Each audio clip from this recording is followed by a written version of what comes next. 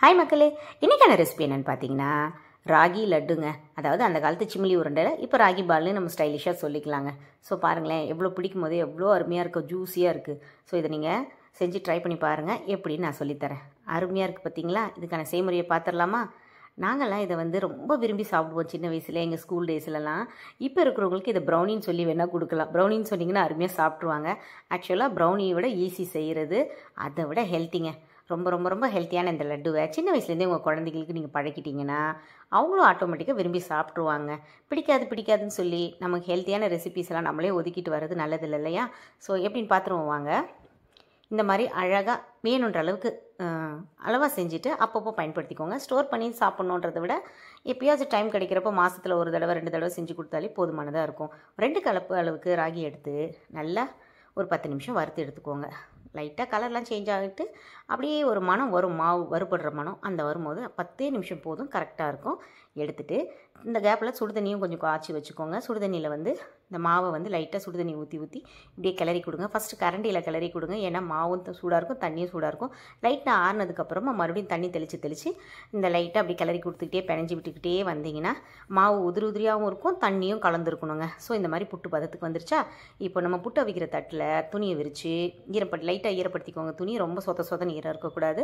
இந்த மாவெல்லாம் அதில் இது பண்ணிவிட்டு கொட்டி விட்டுட்டு மேலேயும் இதே மாதிரி லைட்டாக ஈரமாக இருக்கிற துணியை மேலே மூடி கவர் பண்ணிவிட்டு கொதிக்கிற இட்லி சட்டியில் தண்ணி கொதிச்சிட்ருக்கோம் இல்லையா, அதில் இறக்கி ஒரு 20 நிமிஷம் வேக வச்சுடுங்க. கரெக்டாக 20 நிமிஷத்துக்கு அப்புறம் பார்த்திங்கன்னா அருமையாக புட்டு நல்லா வெந்து மணமாக அப்படியே இந்த ஒரு மனம் நமக்கே ஃபீல் ஆகும்.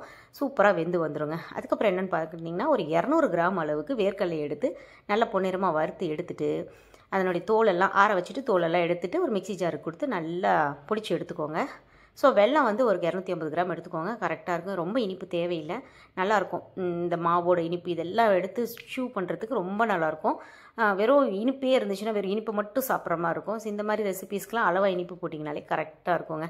வெல்லத்தை எல்லாத்தையும் பிடிச்சி எடுத்துட்டுமா, இப்போ புட்டு ஒரு கை பொறுக்கிற அளவுக்கு ஒரு மிதமான சூட்டில் இருந்துச்சுன்னா இந்த எல்லாத்தையுமே அதில் கொட்டிட்டு வேர்க்கடலை பொடி, வெல்லம் எல்லாம் கொட்டிட்டு திரும்ப பிணைஞ்சிங்கன்னா அப்படியே நல்லா பிணைஞ்சி மாவு நல்லா திரட்டுற பதத்துக்கு வந்துடும். ஃபஸ்ட்டு வீடியோட ஸ்டார்டிங்கில் காமிச்ச மாதிரி நல்லா அழகாக உருண்டைகளை திரட்டி வச்சுக்கோங்க.